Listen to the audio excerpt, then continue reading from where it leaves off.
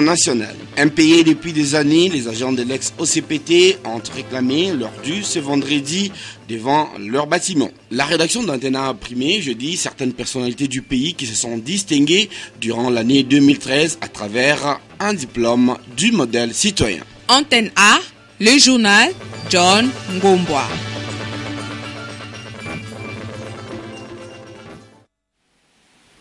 Madame, monsieur, bonsoir. Merci de vous joindre au rendez-vous de l'actualité sur Antenne A. Avec moi sur ce plateau, Jean-Louis Mercier-Kama. Bonsoir, Jean-Louis. Bonsoir. Jean-Louis, c'est notre expert maison en économie et finance. Il est bien entendu rédacteur en chef. Avec lui, nous allons faire un brin de rétrospective, déjà dans la perspective de la fin de l'année, mais nous allons aussi commenter un ou deux sujets d'actualité. Alors, tout de suite, cette brève qui vient de nous parvenir, cette nouvelle qui vient de nous parvenir, Eugène Diomi Ndongala est transféré en urgence à la clinique Ngaliema cet après-midi. Selon son épouse Patricia Diomi, le politicien a piqué une crise ce vendredi au CPRK où il était détenu. Pour ses collègues de l'opposition, c'est l'occasion ou jamais pour pouvoir relaxer Diomi, ne serait-ce que dans l'idée des concertations nationales, mais aussi pour raison de santé. Nous vous le disions en titre, signature ce vendredi 28 décembre du règlement intérieur du comité de suivi des concertations nationales par le présidium de cette structure mise en place par le chef d'État. C'est un reportage de Marceline Mokoumania et Blaise Lunda.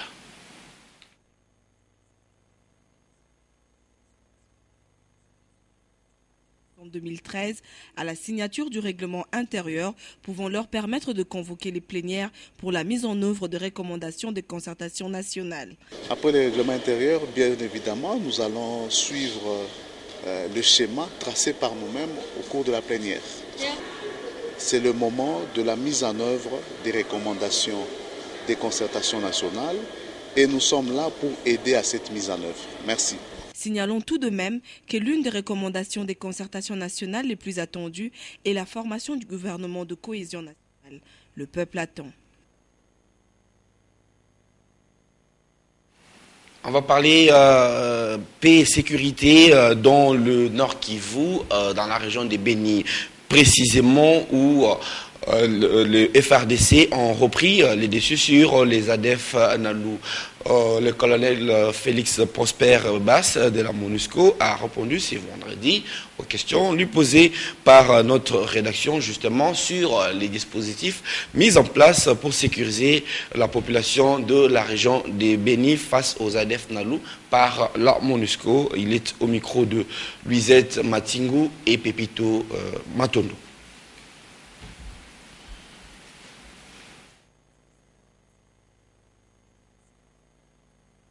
De l'SCPT. Ces agents revendiquent les arrêts des salaires. Ils fustigent le comportement du Premier ministre qui, selon eux, serait à la base de cette situation. Le Premier ministre a prouvé en face du monde son courage de dévoiler que l'État congolais s'est toujours mêlé dans la gestion de l'OCPT, de ex-OCPT, l'actuel SCPT. En récupérant la fois passée, c'était les redevances. Pour le moment, il y a un compte qu'ils ont ouvert là-bas. Tout ce que nous produisons ici va là-bas. Alors pour que maintenant on puisse restituer, en fait que nous ayons l'argent pour fêter, ils ont bloqué, ils ne veulent pas donner l'autorisation. Il est une évidence que le CPT d'hier s'est mué en SCPT, comprenez, Société commerciale des postes et télécommunications. Mais les agents de cette ancienne structure ont certes droit au chapitre et que leurs droits doivent être honorés. Vous venez de suivre le reportage sur ces revendications des agents de l'OCPT. Nous reviendrons peut-être sur les sujets de la situation sécuritaire des Beni face aux ADF Nalou et les dispositifs mis en place par la MONUSCO pour sécuriser la population dans nos prochaines éditions compte tenu de la mauvaise qualité du son de ce reportage. Et je me tourne vers Jean-Louis Mercier-Kama. Jean-Louis, justement, comment comprendre le fait que finalement, on a changé des gestionnaires à l'ex-OCPT, mais on a l'impression que le même problème revient toujours. Et c'est-à-dire que le gouvernement est sourd ou il est incapable. Bon, le problème, c'est un peu l'exemple typique apparemment de réformes qui coincent ou qui ne marchent pas. Oui. Parce qu'il y a déjà quelques années, on avait financé avec les financements de la Banque mondiale à travers le COPIREP, financé par exemple des départs volontaires, des retraites et tout au niveau de l'ex-OCPT. Mais de l'autre côté aussi, il y a une telle opacité dans la gestion aussi de cette entreprise. Je crois que c'est ce que relèvent un peu les syndicalistes, les employés de ces entreprises-là, qui a une telle opacité et surtout qu'on ne sent pas qu'on a remis cette entreprise au pas. C'est-à-dire qu'on peut changer de chef, mais c'est comme s'il n'y a pas de chef. On peut trouver des nouvelles formules. Par exemple, il y a un simple cas, par exemple, le CPT, c'est elle qui doit être chargée de la fibre optique. C'est une manière de relancer l'OCPT. C'est même la position du gouvernement, c'est la position du Premier ministre, etc. Mais bon, la fibre optique aujourd'hui, quand on demandait même à d'autres utilisateurs, à des potentiels utilisateurs, ils ne sont pas encore satisfaits, il n'y a encore rien pratiquement sur le terrain. Mais il y a aussi le fait qu'on dirait qu'on prend par après le corps le problème de régler ce problème de l'ex-OCPT et aussi de manque d'envergure. C'est-à-dire que on ne permet pas, il n'y a pas cette vision qui consisterait à avoir deux choses. D'abord la situation sociale des travailleurs. Oui. Et de l'autre côté, le rôle social de l'OCPT sur un principe de subsidiarité qui consistera à dire que permettre par exemple à tout le monde d'avoir facilement un téléphone fixe, d'avoir l'Internet déjà avec un certain nombre de débits.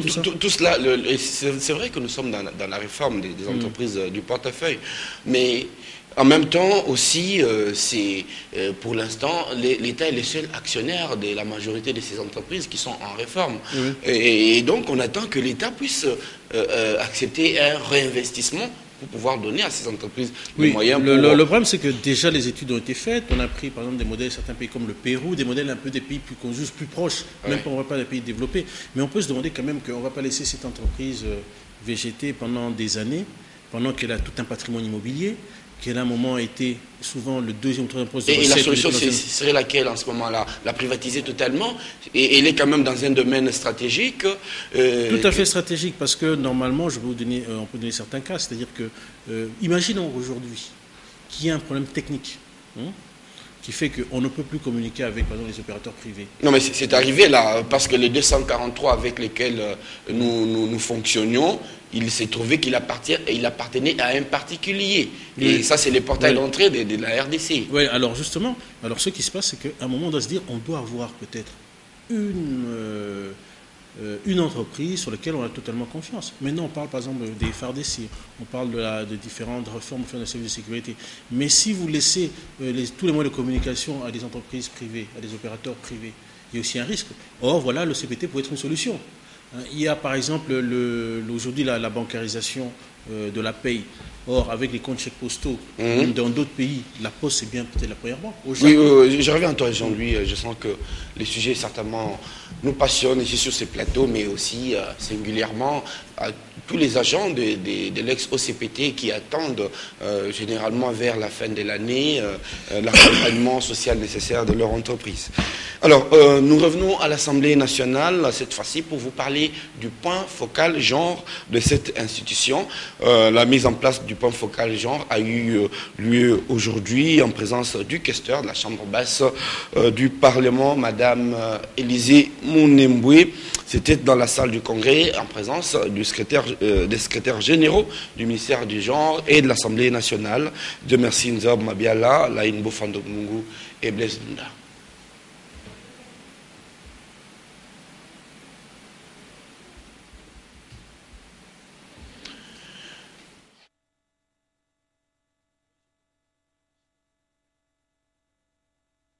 Alors, Jean-Louis, les temps que la régie s'apprête, donc, quelle peut être la solution pratique ?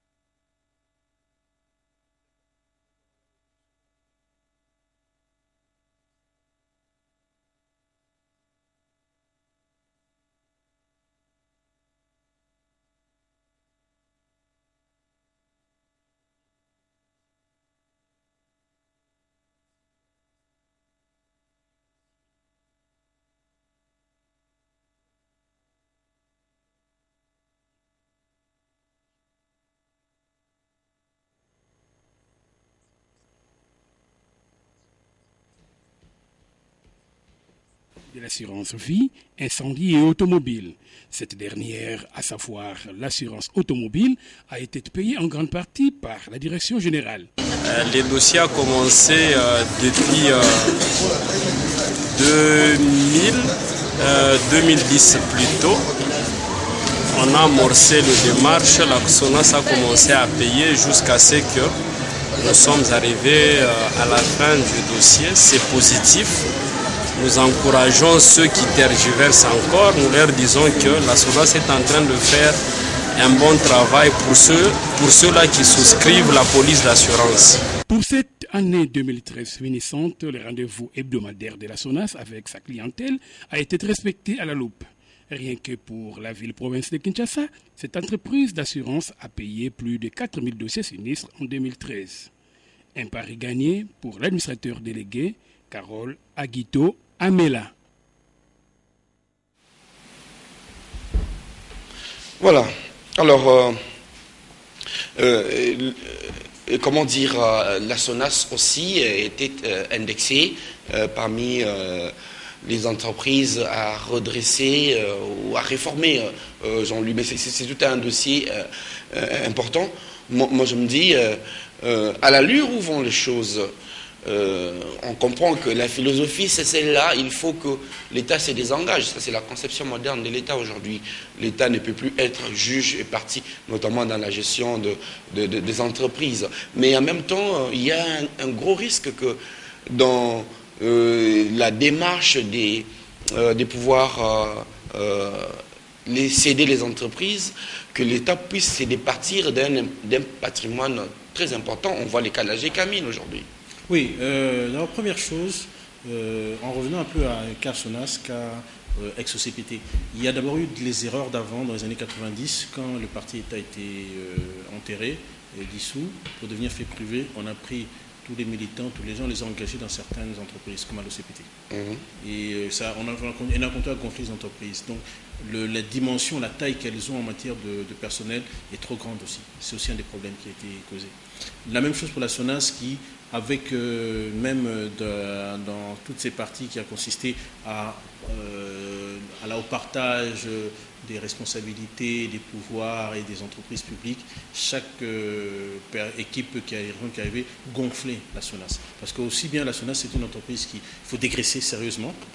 Vous vous rendez compte que la charge du personnel pèse 70%, voire entre 60 et 70% des ressources de la SONAS, pendant que la norme, c'est 28%. Donc, d'un côté, il faut avoir le courage de dégraisser les entreprises pour les rendre plus viables. De l'autre côté, il faut les restructurer et alors les restructurer, les moderniser. Alors, la chose du désengagement, c'est un processus. C'est-à-dire qu'au départ, il est bon pour l'État d'ailleurs de garder ces entreprises dans leur giron, peut-être d'ouvrir le capital, mais en ayant au préalable restructuré pour leur donner de la valeur. Et en ayant pris des mesures drastiques en matière de gestion et surtout se désengageant dans le sens d'éviter les immixtions et de mettre les entreprises sous des autorités de régulation qui font des entreprises ils se mettent au même pied d'égalité que les entreprises privées.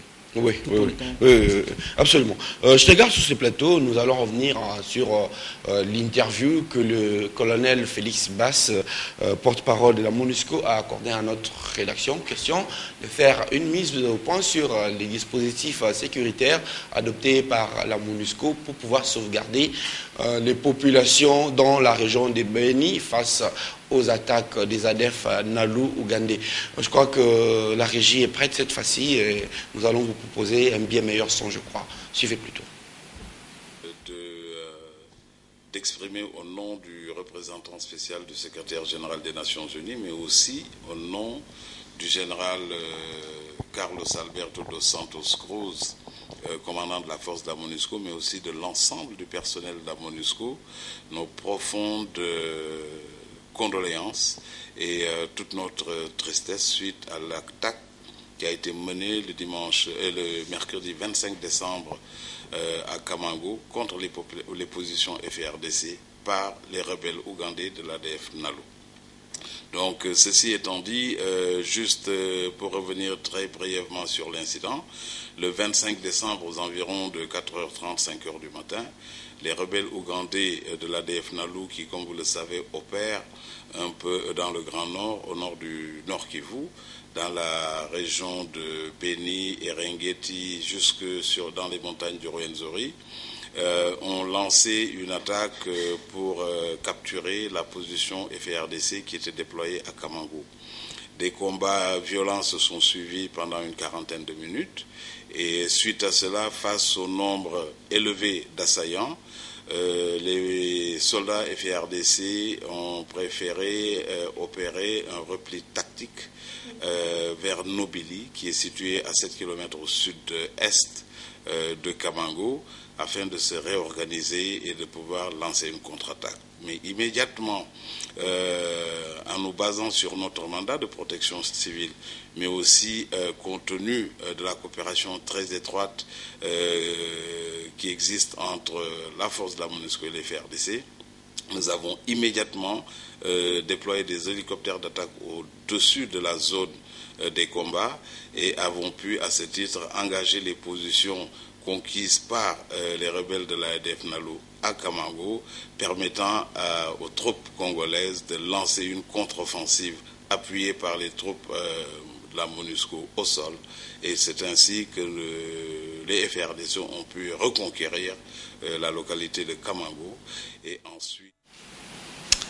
Voilà, nous allons parler sport. La Ligue nationale de football des jeunes, par son président à l'intérim Zéphirin Kaninda, a tenu ce vendredi un point de presse au cours duquel cette ligue a lancé officiellement la première édition de la Coupe du 30 juin de U20. C'était au siège de la FECOFA dans la commune de La Gombe. Marcelin Mouakoumania, Pépito Matolo. Officiel de la première édition de la Coupe du 30 juin des UV a eu lieu ce vendredi 27 décembre au siège de la FECOFA. Le président AI de la Ligue nationale de football des jeunes, Zéphirin Kaninda, qui a pour la circonstance tenu un point de presse, annonce que cette compétition qui démarre le 30 juin 2014 sera dénommée Trophée de l'unité et de la cohésion nationale. Toutes les 11 provinces y prennent part avec en prime une équipe composée dans son ensemble de la diaspora congolaise. Il faut qu'à un moment de la vie, les Congolais se retrouvent autour d'un événement qui fait plaisir à tout le monde au même moment, au même jour et au même endroit. De la constitution de groupe, l'organisateur prévoit 4 poules de 3 équipes pour les 8e des finales. Toute cette organisation est faite à dessein car la République démocratique du Congo organise la Coupe d'Afrique des nations de moins de 23 ans. Une occasion propice pour la Ligue nationale de football des jeunes de solliciter l'appui de tous les gouverneurs pour assurer le succès à cette initiative louable qui bénéficie déjà du soutien du groupe Massano Forever. Donc nous voulons vraiment que le gouverneur de province puisse nous aider, puisse aider les ligues provinciales, que cette compétition ressuscite réellement, quoi. Pour rappel, ce tournoi s'ouvre le 30 juin 2014 pour se clôturer le 14 juillet 2014. À présent, lisons la presse parue ce vendredi dans une sélection et commentaire de Dieu merci Nzab Mabiala.